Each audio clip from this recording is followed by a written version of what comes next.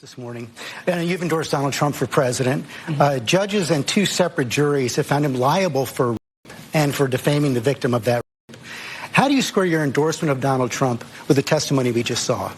Well, I will tell you, I was raped at the age of 16, and a victim will tell you, I've lived for 30 years with an incredible amount of shame over being raped. I didn't come forward because of that judgment and shame that I felt. And it's a shame that you will never feel, George, and I'm not going to sit here on your show and be asked a question meant to shame me about another potential victim. I'm not going to do that. It's actually not about shaming you. It's a question about Donald Trump. No, you are shaming me. You've endorsed Donald Trump for president. Right. Donald Trump has been found liable for rape by a jury.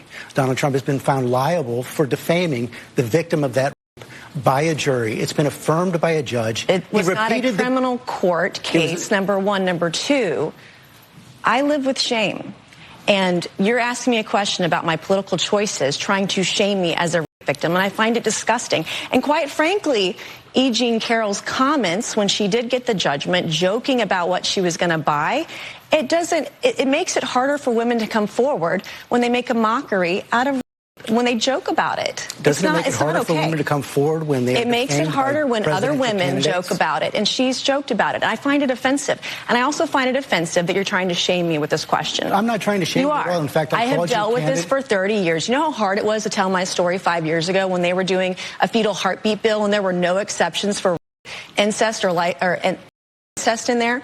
I had to tell my story because no other woman was coming forward. No victims were represented.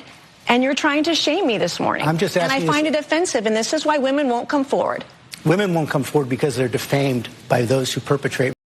Donald Trump they are judged and they're shamed, and you're trying to shame me this morning. I think it's disgusting. I'm not shaming you at all. I told my story. It took me 25 years to tell my story. I was judged for it. I still get judged for it today. I'm asking you a very simple question. So I had to show you that clip of George Stephanopoulos and Nancy Mace for a very specific reason that we are going to get into here very shortly.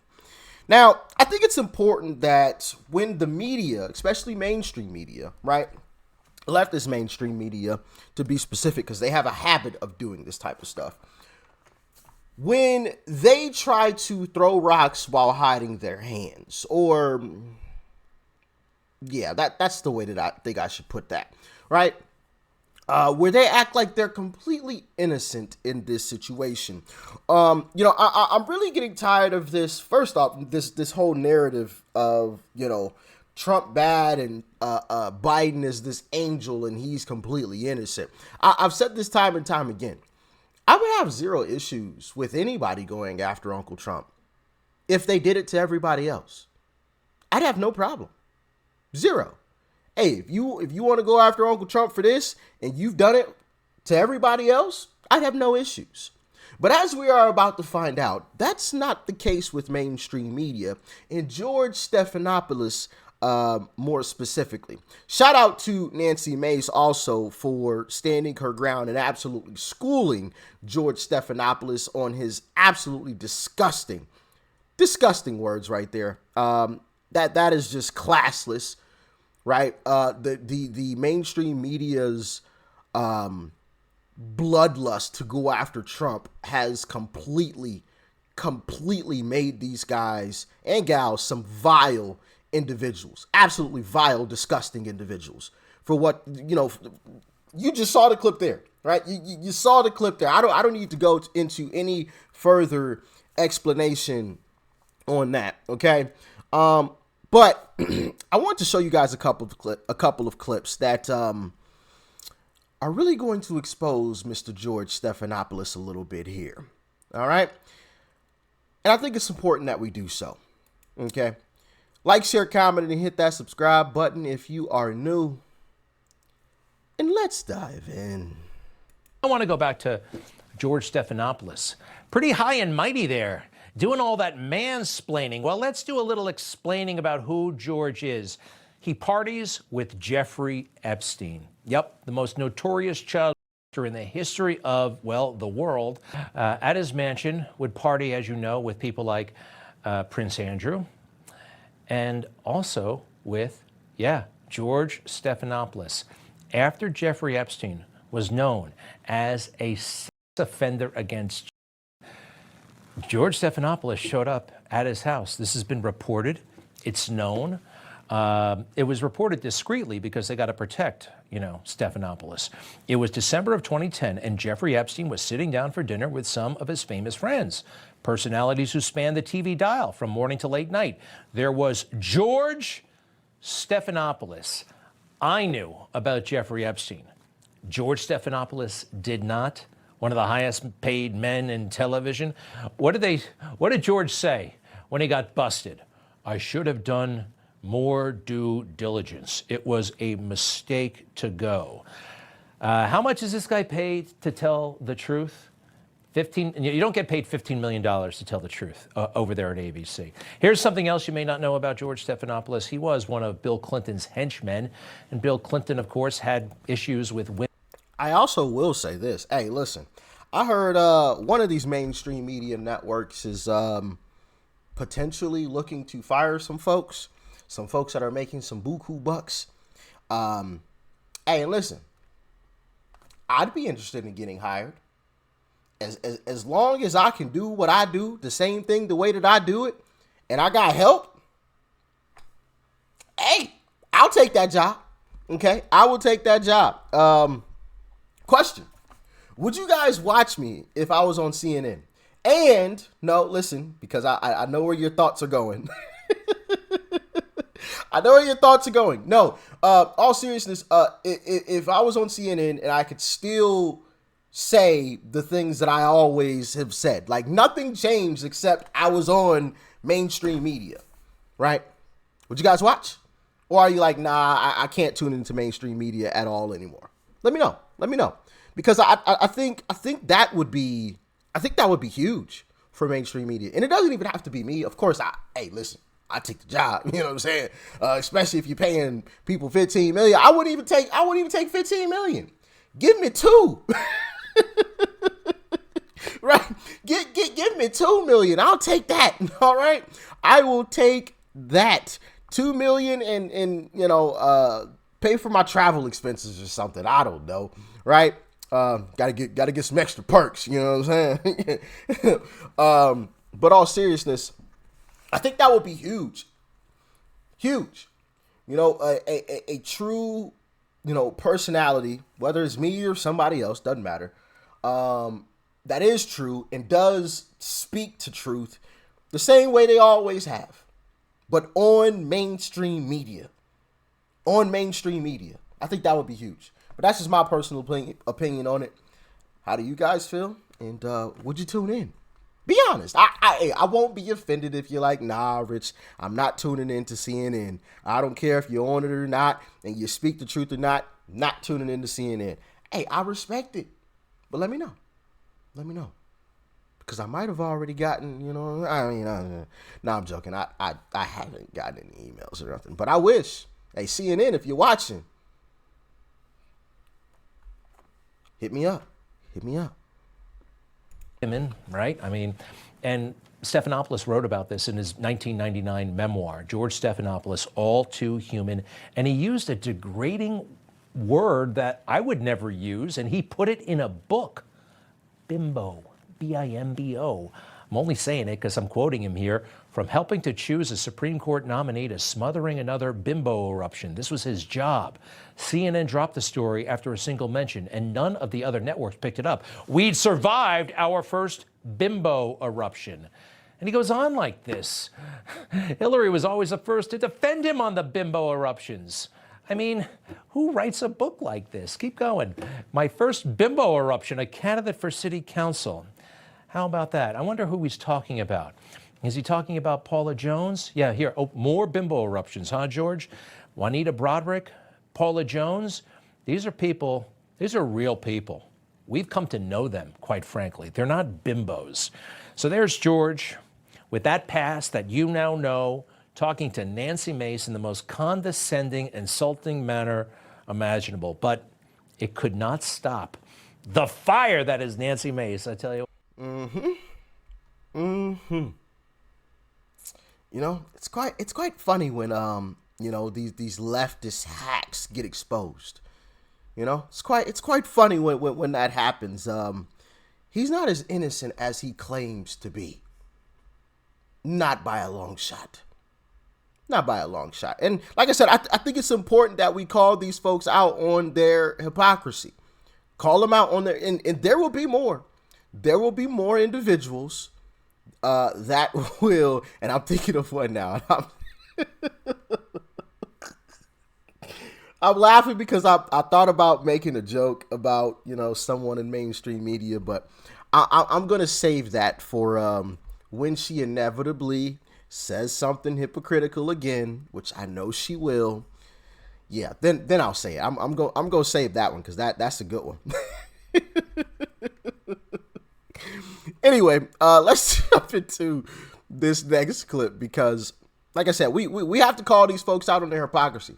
We cannot allow them to do this type of stuff where they just blatantly lie, or they have done something, but then all of a sudden now that Trump is allegedly accused of doing said thing, now it's all of a sudden a big deal when it wasn't a big deal before. As a matter of fact, you defended the guy that allegedly did it, and you hung out with Jeffrey, allegedly, of course, allegedly. But now all of a sudden you're this high and mighty guy. You're this high and mighty guy now. All of a sudden, okay, and Trump's the bad guy. You know, I have an idea as to why he's saying this type of stuff, and I'll get into that a little bit later. But let's jump into this next clip. What a kind, sensitive man who clearly cares deeply about women and their assault allegations. Thanks for being an ally, George. I see how concerned you are that victims might not come forward if they are publicly attacked by their rapist or his defenders. To be sure, that is a very real concern. It happens all the time, which you know, because you invented it. Remember? When you created a whole command center designed to smear Bill Clinton's sexual assault and accusers so you could elevate him right into the presidency. The attorney representing many of Bill's accusers, and there were many, George, Juanita Broderick, Kathleen Willey, Paula Jones, Jennifer Flowers, to name just a few, said you and James Carville, at Hillary Clinton's direction, formed a so-called war room, whose purpose was, quote, to destroy any woman that would challenge Bill Clinton. You know the war room. They made a whole movie about it. George Stephanopoulos. I'm Director of Communications. Bush was on the defensive. Another good night for Bill Clinton. 3 debates, 3 wins. I guarantee you that if you do this, you'll never work in Democratic politics again. Such a tough guy. This attorney points out that you don't like to talk about this particular behavior, George. Maybe that's why you skipped it in your discussion with Nancy Mace. But as you know, private detectives were hired. The women say they were threatened, and they were publicly shamed by you and your well-funded team. Did you worry then that Allegedly, of course. Allegedly. that this behavior might shame victims from coming forward? You admitted in your own memoir that Hillary Clinton told you about one accuser, quote, we have to destroy her story. Did you object? Did you say, that's shaming? No. In fact, you later described yourself as Bill Clinton's, quote, enabler. But sir, how could you have enabled and defended a man like this, accused by multiple women of sexual assault and harassment? Which brings us to Paula Jones. You were Clinton's attack dog when Jones came forward claiming Bill Clinton had exposed himself to her. That when he was governor of Arkansas, he summoned her through state troopers to a Little Rock, Arkansas hotel room and took out his penis, a charge Clinton denies, just as Trump denies E. Jean Carroll's allegations against him. What do you think he wanted done with that thing, George? Just a little show and tell? Jones was poor, a graduate of secretarial school, and worked for the state. She had no power, no connections, and he was the sitting governor. She didn't go to Columbia and Oxford and become a Rhodes Scholar like you, George. She was a nothing to you. Your buddy Carville immediately went after Ms. Jones, infamously saying, if you drag a $100 bill through a trailer park, you never know what you'll find. And you? Did you defend Paula Jones, saying, we don't shame accusers, that's wrong? No. You compared Jones to Tanya Harding as, quoting here from the New York Times, just another woman seeking cash for telling a tabloid tale. Oh. Well, what do you know, Mr. George? Isn't it funny how the internet works, Mr. George? Things live on forever, don't they? Sucks when they come back up. Bad timing, huh? Bad timing. Fire up that war room, George, and destroy her. Bill Clinton would ultimately pay Paula Jones almost $1 million to settle her civil suit against him. And you remained Team Clinton all the way. To say nothing of Juanita Broderick's allegation or Kathleen Willie's allegations and more. But now you, quote, don't understand how Nancy Mace can support a man found liable for sexual assault of one woman 30 years ago in a civil trial in which the burden of proof is just 51% likely. My God, how did anyone at ABC think this was a good line of inquiry for George Stephanopoulos, of all people, to pursue? I'll tell you how.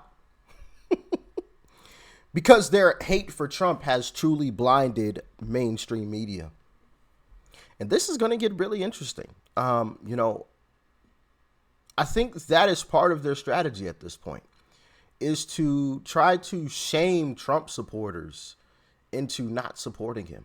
Oh, how could you support someone that was found guilty of, well, first off, it wasn't even a criminal court. That wasn't a criminal court. Prove it in criminal court. Then come talk to me. All right?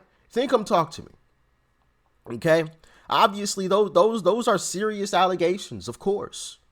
Of course. That's some weird behavior. You know what I mean? If true, right? I've never thought that was like a cool thing. Hold on, it looks like Megyn Kelly wanted to talk again. I don't know if y'all heard that, but the video was restarting again there. Because I've always said, bro, you could literally go to your local bar, okay, and there are women there that are just as horny as you. And ladies, y'all know exactly what I'm talking about. I ain't lying. Some of y'all be out there just as horny as us men. Now, y'all don't go about resolving said horniness the same way men do, at least most women, right? Because of the stigma on, women remaining pure and that sort of thing. But we all know, ladies, and y'all can attest to this in the comment section, no shame. Y'all be just as horny as us fellas. Y'all be ready to get your cheeks clapped just as much as we be ready to clap your cheeks. You know what I'm saying? So, I've always said, look, listen, bro, like if this chick don't want to, go to your local bar. There's a chick there, I guarantee you, that is down and willing. Like easy peasy. Simple. So, yeah. I've never understood anyone that did anything like that, right? And I never will. First, like for one of the reasons that I just explained there, like it's easy to go find somebody else, right? But still, like that wasn't a criminal court, so like she said there, the burden of proof was very low. Okay. And, with everything surrounding that, then of course you had George Stephanopoulos, who literally defended someone. Oh man. And we haven't even gotten into the amount that was awarded. Like, come on now. Like, that's an absolute joke. Are you kidding me? Are you kidding me? Only because it was Donald Trump. But like I said, I'm happy that all of this stuff is happening because it is proving to folks what us Republicans have been saying. They are biased against Trump. Oh no, Trump's just a bad man, bad man, blah, blah, blah, blah, blah, blah. Oh, well, look. Oh, $350 million for that? What? Whoa. Like, just a simple fine would have been, I forgot who we were checking out. Crap. I don't remember who we were checking out in a video, but the guy said, the Letitia James and James Engeron, court case would have had more credibility if the settlement was $10 million. It would have had a lot more credibility. It would have been a lot more difficult to have a gripe over, that case. I mean, we still could have, obviously, because of the reasons that we know and talked about in previous videos. But when you have something that's $350 million, I mean, come on now. Like, that's just blatant. That's just absolutely blatant. Blatant. So yeah, I mean, this stuff is absolutely insane. But as always, man, y'all let me know what you thought about this in the comment section below. Like, share, comment, and hit that subscribe button before you go. Peace and love. I'm out.